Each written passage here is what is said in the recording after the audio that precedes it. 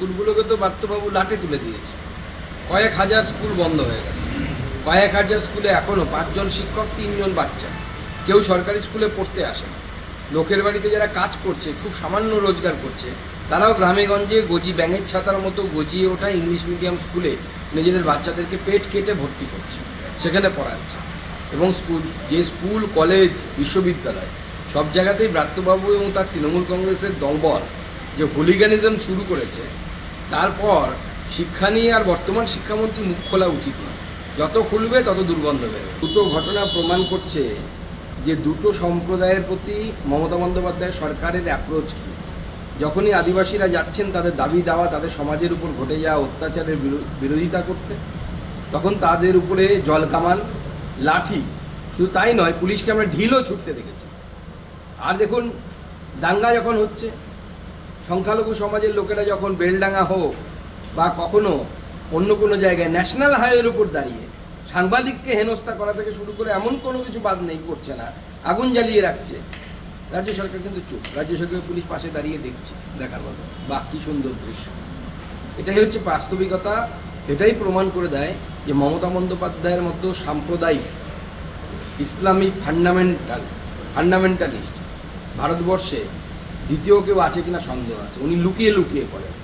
অন্যান্যরা যারা বোম ফাটায়, যারা জেহাদি, তারা ডাইরেক্ট করে, ক্যামেরার সামনে বলে।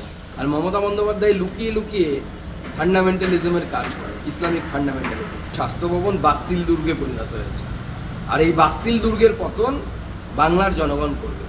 আশার দিদিদেরকে আমরা পরিষ্কার বলছি, আমি পরিষ্কার বলছি, আপনারা অপেক্ষা করুন, সকলে মিলে একত্রিত হন, ভারতীয় জনতা পার্টির সরকার গঠন করুন 26-এ। আপনাদের সুখ দুঃখের খবর, সুখ দুঃখের সুরাহা ভারতীয় জনতা পার্টির সরকার। পার্শ্ব শিক্ষকদেরও একই অবস্থায় সংসার চালাতে পারছে না। ছেলে মেয়ে অসুস্থ হয়ে গেলে তাদের চিকিৎসা করতে পারছে না, পরিবারের চিকিৎসা করার পয়সা নেই। এই ভয়ঙ্কর পরিস্থিতি কেন হচ্ছে?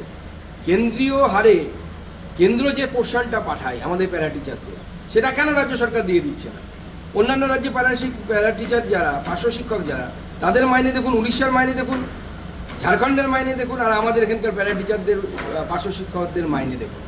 নিজেদের কেন্দ্রের সাথে ম্যাচিং গ্রান্ট দিয়ে তাদের মাইনে দেওয়ার কথা। আপনারা পারছেন না, ভালো কথা, কেন্দ্রের ভাগটা তো দিয়ে দিন, সেটাও দিচ্ছেন না।